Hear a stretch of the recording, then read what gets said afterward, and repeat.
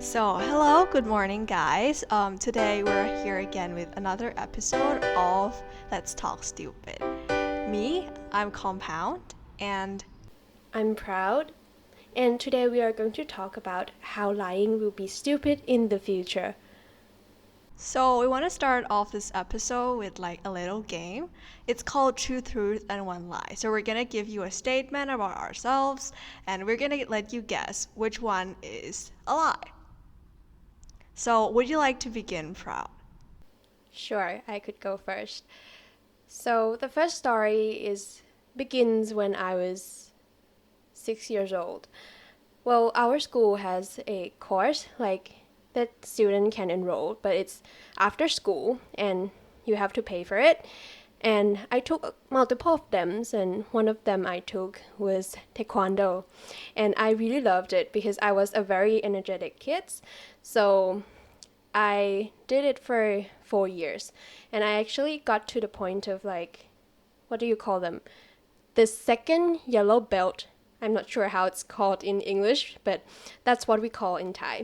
And I actually used my taekwondo skill once because, well, it's a very funny story because one of my classmates was being very rude and I somehow got very upset. This is my mental image though. I was thinking that I was going to kick him at the side of his legs lightly. But I had some miscalculation, and when I swing my legs, I just put in too much energy almost, and it slipped and it went between his legs up to his crotch, like full on up there, boop, and he was shocked. Like I was shocked as well. I froze, and the first thing I thought is that two boys hurt in that area. He was shocked. He was froze. I thought he was going to cry out or something. And then he curled up and rolled onto the floor. And I ran away laughing.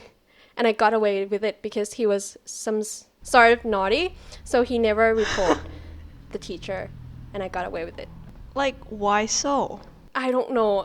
Why didn't he report? I would love to find out. But it's funny. Oh, I see. Okay, so what's the next story? The second story is that, well, every single year, our school will have a field trip, right? So, I think it's part of Thai curriculum as well to take students to a field trip. So, this time we went to a floating market. I guess, yeah, we went to that place. And we have a limited we have a limited number of times for us to go shopping, and the time was running out, and I was walking with a couple of my friends towards one shop, and the shopkeeper was talking to my classmate, and I walked past them into the shop, and I found two keychains that I really liked, but I couldn't decide which one to buy.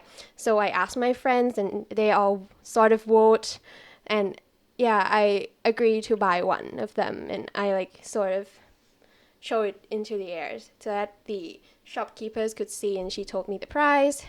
I just put the keychain down on the table where it was displayed, and then I give her the money. I quickly shoved the keychains into my purse, and then I heard the teachers and the staff calling we're going to go back to Bangkok now. So we were running to the coach, and we arrived on time, actually a little bit late, but yeah, we arrived sort of on time, and we got home safely.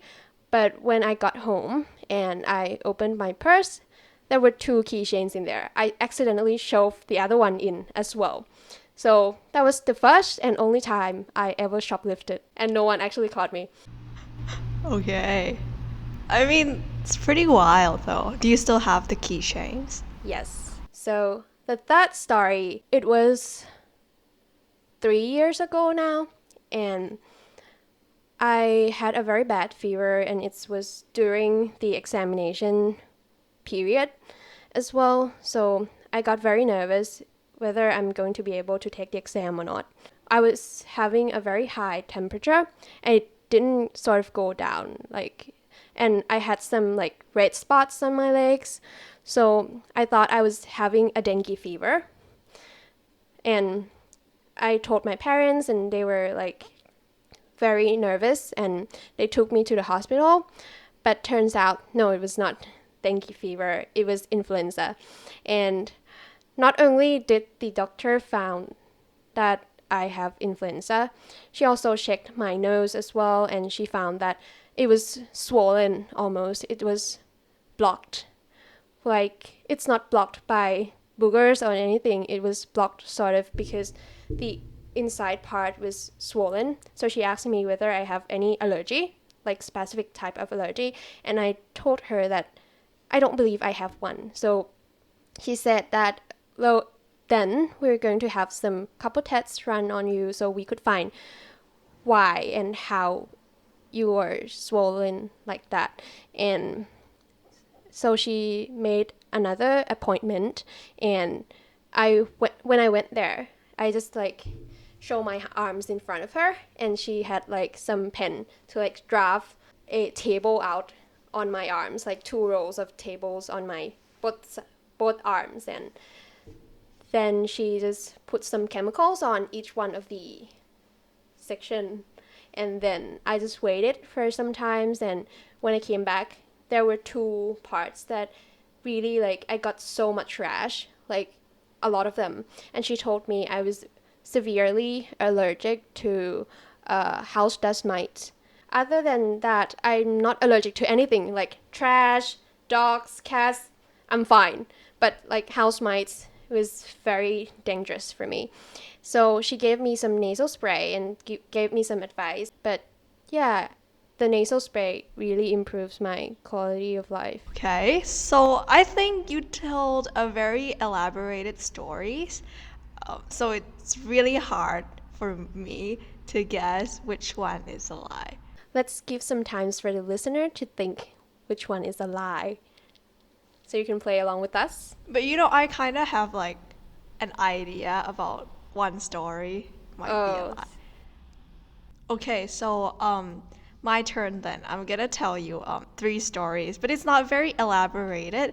Maybe because I always do this kind of 2 truth, 1 lie with like an opening statement, like a dramatic, misleading opening statement. For example, like the first story is how I almost died on the peak of Alps.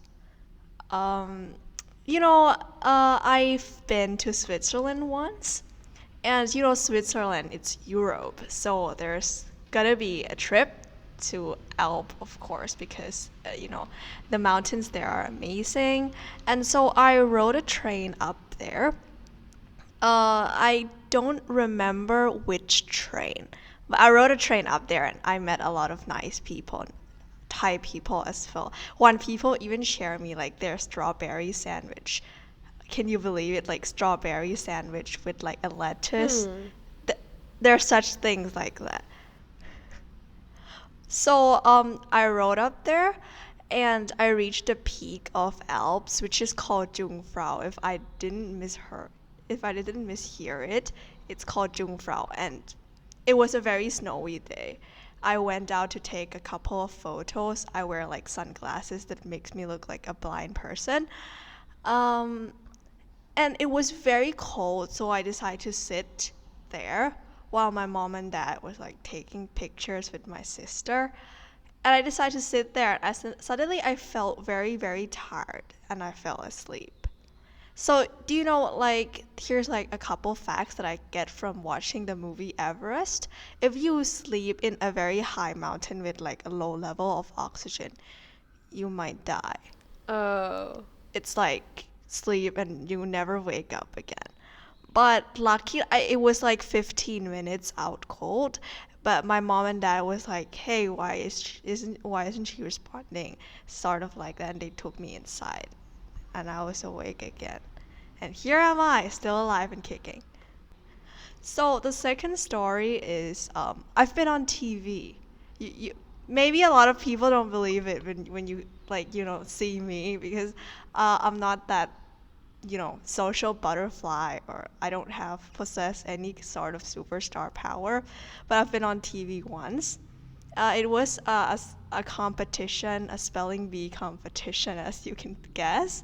I've been there, and throughout the entire show, I have no scene whatsoever. Like, I was so dull in the show. I did nothing at all to impress the audience. I just spell.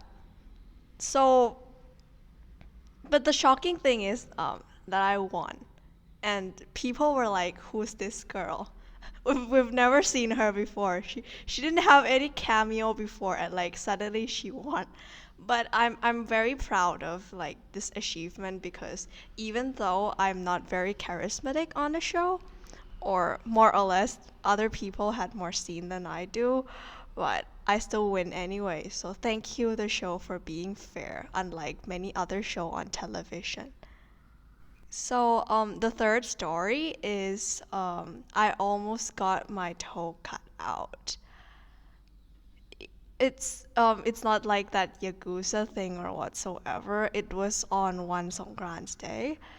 And you know what's going on with Songkran Day? People splash water to each other, right? But not anymore for this year. Songkran is gone this year. So when people splash water to each other, everything becomes so moist, and every single cut you get becomes an infection. So yeah, I accidentally somehow got my toe cut by some metal door in my aunt's house. It's my own fault. It's not the house fault. I was so stupid. And then because it was Songkran and I insisted to go out and play with my cousin because I'm still a child, uh, it got infected and it got really, really bad that it almost fell out. So my mother had to do something. And it was not the best solution whatsoever, but I want to play, and she didn't want me to get more infected because it almost like, fell out. So she brought a plastic bag and covered it around my feet. And I ran around a week with like a plastic bag. And luckily the infection is gone. I know it sounds really unhygienic, but I mean it worked, and I still have 10 toes. So that's all.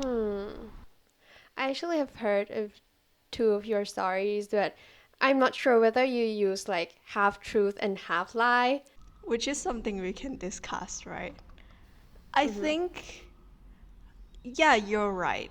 Like, some of my stories are entirely true. Like, some of my stories has the beginning that is true and the end that is false. So that might be harder for me.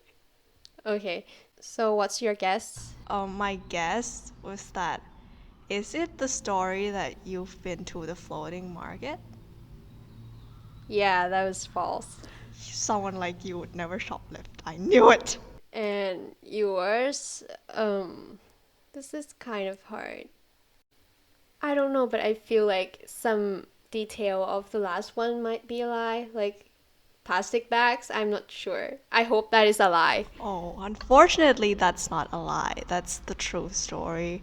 When I was like 6, and the lie was the Alp. I was not out cold. I was just sitting beside the backpack inside Oh. the building at the peak of the Jungfrau because I don't want to go out there. It's very snowy and it's dangerous. But I was asleep for like 5 minutes, and then I made it very dramatic to other people that I'm telling the story. Like, oh my god, I'm maybe gonna die. And I thought that it would be fun to tell the story again, knowing full well that half of it was always a lie. Oh, that's so unfair. Oh, because you've heard the lie before. You were like, it's gonna be the truth, but no, I've lied all the time. I'd like to make things more dramatic. I'm sorry. Okay, let's move on, shall we? Okay. So, what I want to talk about is like It's related to the story that I've told you. I don't think lying in the future would be entirely a lie because people these days are getting smarter and smarter, right? Yes. So the only way to trick people is to trick them that they already know everything. That's interesting. But not only I think that people will be smarter, like technologies and things around us will be improved, and I believe that we will get so much footage of the real event that lying will not be necessary anymore. For example, like your webcam or your camera, your all of the devices have cameras and well, you must have heard of some stories of like spooky Facebook ads that sort of pops up. I actually did some research on that and it's just an AI prediction. They didn't actually use your microphone or camera without permission, of course, but it's just a prediction based on your activities, your location, the people you like talk to based on the location, and that's scary. I see. Yeah, I think that sort of thing just happened like 7 or 8 years ago.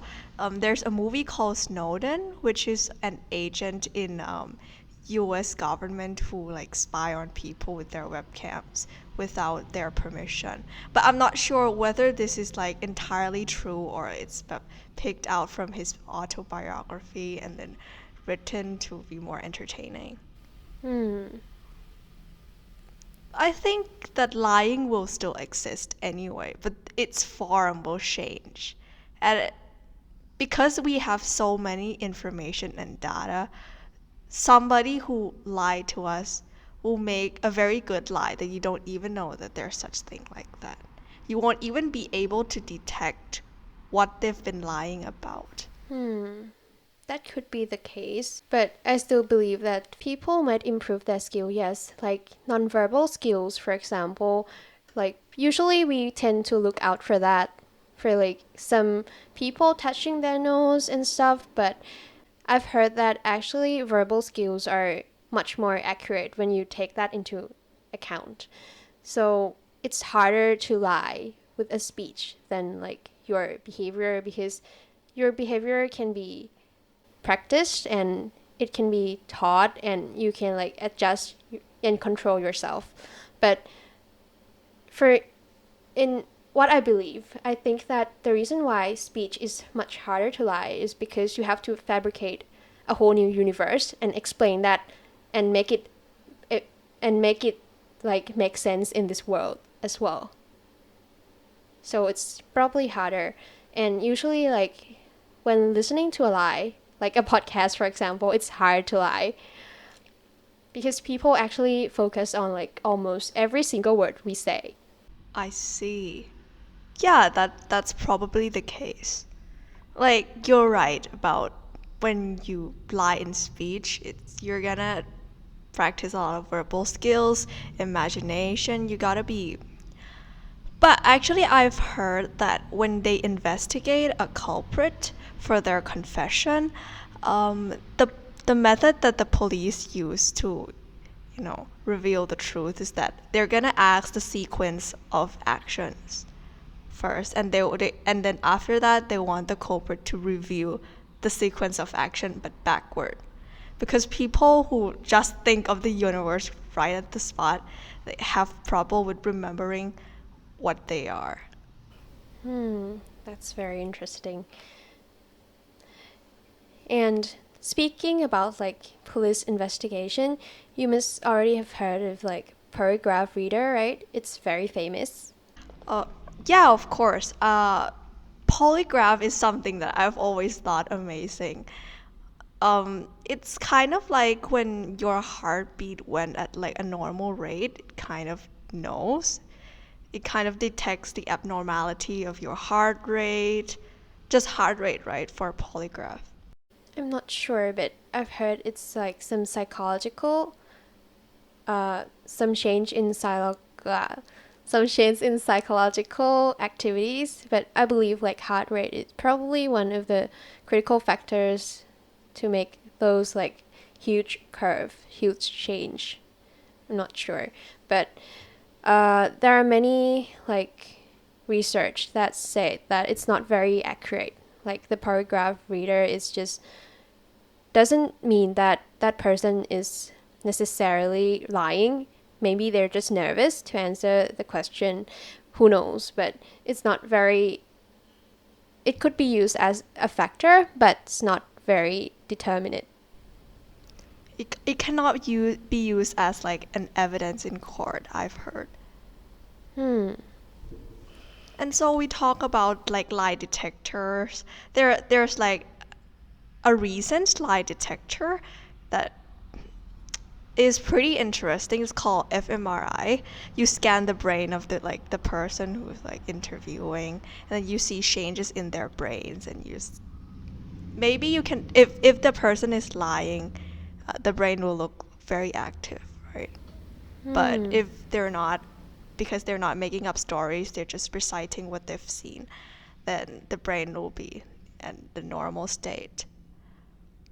But it's still unpredictable. Maybe the person is answering something about like their wife or their husband, and they need to um, think a lot about it to make it sound appropriate, or talking about something that you don't Hmm. really want to share or you have a lot to think about. So it can be pretty inaccurate too. That's interesting. Like, your memory is such a very interesting field to speak, and I I really want to see in the future, like if we are able to like retrieve memories, it might be a very valuable evidence in court as well. Yeah, like that episode of Black Mirror called Crocodile, right? Have you seen it? We're back to Black Mirrors again. Um, yeah, but let's talk about memory for a bit. Memory is not a cell, it's not a protein, it's not even is a neuron itself. It's just when a neuron works, it can either fire or not fire, and a combination of neurons working will create a specific pattern for certain stimulus. So you have around 100 billion neurons in your brain. You can probably store anything literally. Which part is more active, or you give the stimulus to like create that part of neuron more, it will get stronger, and the one that is less used will get weaker. That's why something that is repetitive will you can remember it much more clearer than the ones that are less repetitive, or you've never, for example, like when you review your lesson for or prepare for an exam, like you reread again to like make that connection of neurons stronger. That's very interesting facts about brains and neurons. I've never known before that there's such thing like that. It's very mind blowing. I've read about it while doing this episode's research. And but memory could be sort of twisted, so I don't think that it will be the sole evidence in court, because people can be under an influence when they actually experience stuff like I'm talking smoking weed, drinking. It probably fog their memory, right? So I don't think that it's going to be the main evidence to like use against some criminal cases. I see. Yeah, also speaking of like memories and detecting lie from culprit, there's also another device of lie detecting called Avatar. Avatar can detect your facial movements and they interpret it by some AI that you're lying or not. But the thing with all of the lie detecting devices is that it's not automatically recognizable whether you're lying or not. You need to have a comparison between lying, definitely lying, doing this psychological, making a psychological evidence pretty clear. Like, they're gonna ask you a question. What's your name? And you're gonna answer, I'm compound, right? That's the truth. And they're gonna memorize like your brain or your facial feature when you're answering the question. And they're gonna make you tell one lie as well. So they can recognize your facial features and your psychological change when you lie. Hmm. So these kind of things is very subjective. You and me lying could be very different. So that's when I think AI will come into play. Like in the future, AI will be able to learn and absorb more information about how people lie, and they'll become like a super device with super information, a lot of data stored in them. And the better the lie detector, the bigger the data AI have in their brains. Yeah, that's very possible. I mean, but still, many people are, it's harder for many people in general to lie, but I guess there might be some genius out there who like practice lying every single day and be like the smart ass and probably get away with that AI detection. True. Like, will con man be a professional, professional career, and like you get to test out lie detectors the way like you people got hired to break away from prison. Also, I think that speaking of AI, I think they will be able to lie in the future. It's when you think of the process of lying, it's just you're not lying for fun. Like, at least to look at it, like, to take a step back, you're not lying for fun. All lies have, like, objective. Because if we can, we prefer to tell the truth because it's easier, right? But we lie only when we want, like, respect from others or entertainment or other ulterior motive. Hmm.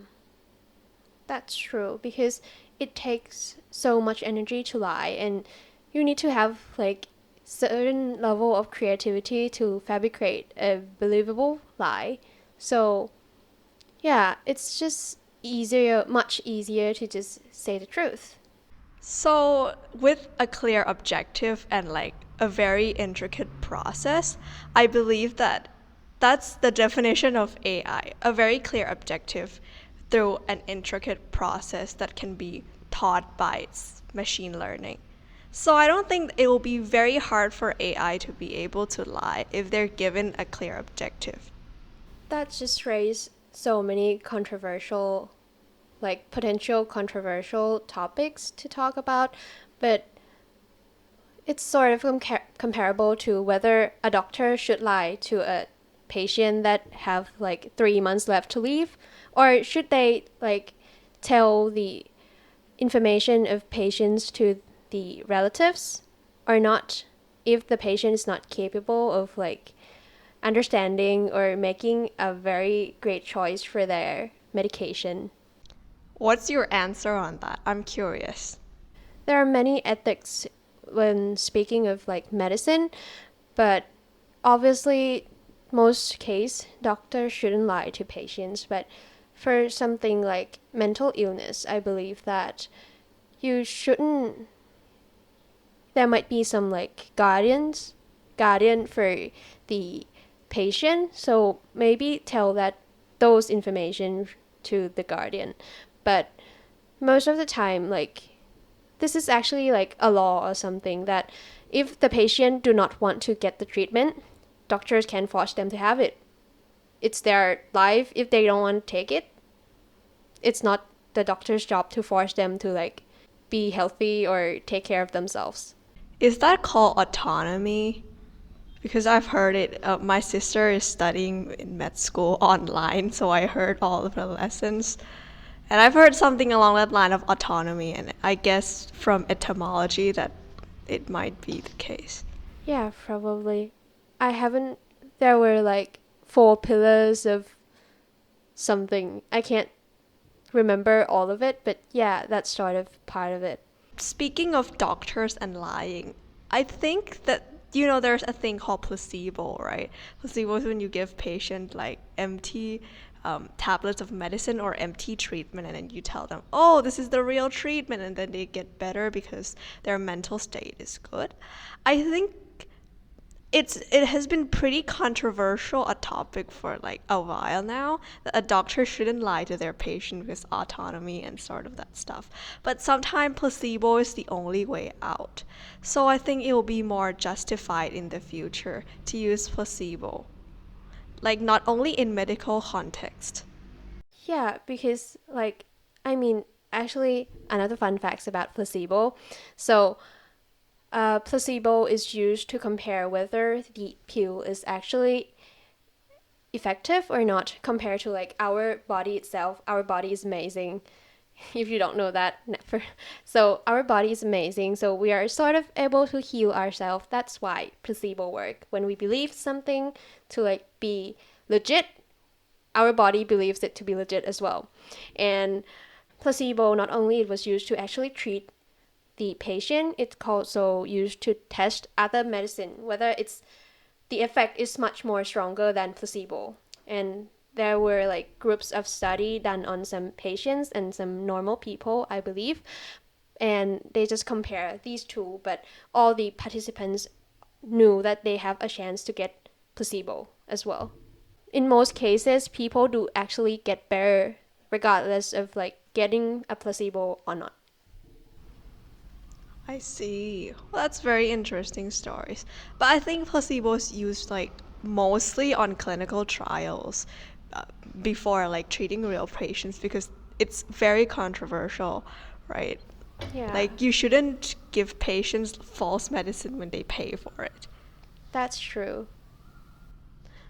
But I think another interesting aspect that it's probably controversial to talk about is that placebo can be used in the context of politics.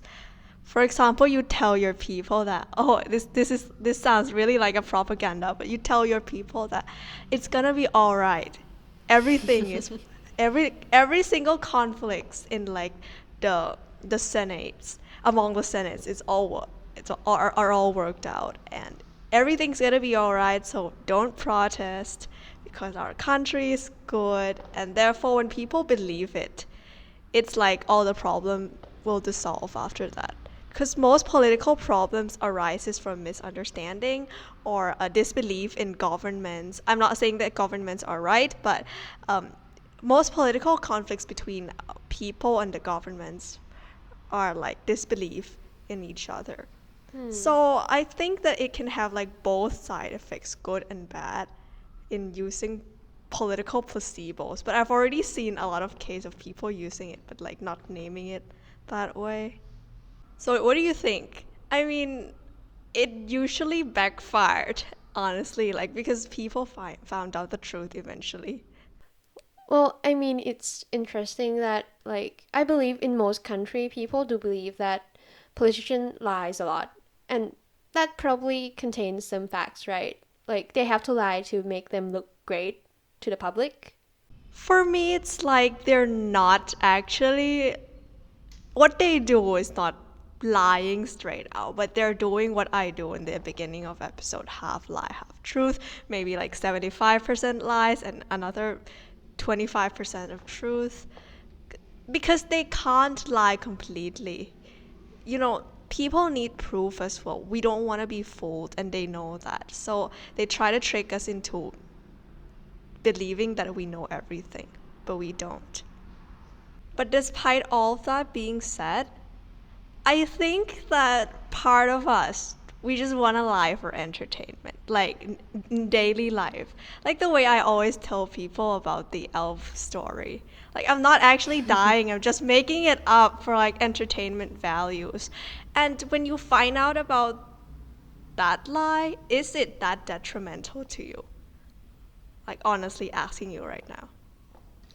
No, not really. It's just fun. And it's not like a big deal. If you, like, this level of lie is just a very small scale. And you didn't intend to be like, well, you're not a politician or you're not an influencer, so I don't think it will be harmful. And like, there's a thing called white lies, right? To lie for something good, like with good intent behind. Well, I believe that not only that intents are matters, but also like the effect of the lie also matters in determining whether that lie is necessary, quote unquote, good or bad. Agreed. So, for the end of this episode, I would like to say something. I don't think lying is bad because we lie all the time. It's our nature to. Like, we lie for a lot of things, but like the most important note to be left behind is that always know why you are lying and always remember that that's a lie.